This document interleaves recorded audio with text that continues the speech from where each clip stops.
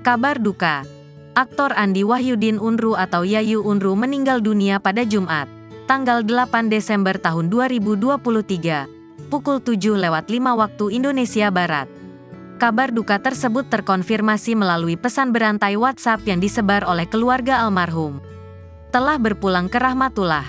Jumat, jam 7:05. Almarhum Andi Wahyudin Unru bin Andi Unru. Saya selaku keluarga mohon maaf lahir batin jika almarhum ada kesalahan. Bunyi pesan tersebut. Semoga almarhum husnul khotimah, diampuni segala dosanya, amal ibadahnya dan ditempatkan di surganya.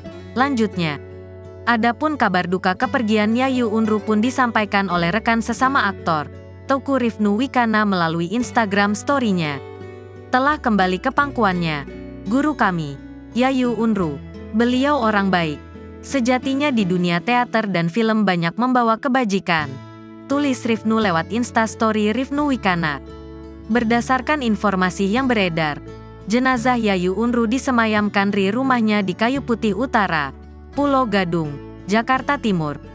Sebelumnya, Yayu Unru mengalami 2 kali serangan jantung dan dirawat intens di ICU Rumah Sakit Yarsi, Cempaka Putih, Jakarta Pusat sejak Senin, tanggal 4 Desember tahun 2023, malam.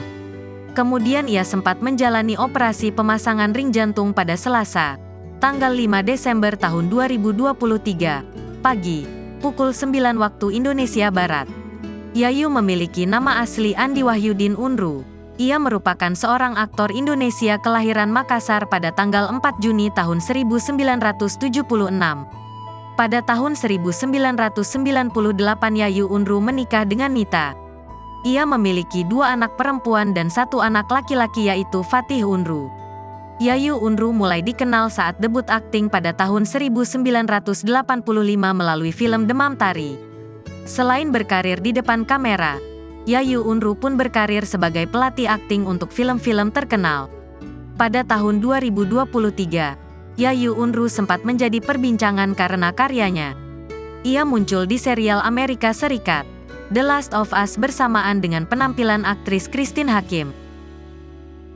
Download Tribun X sekarang, menghadirkan lokal menjadi Indonesia.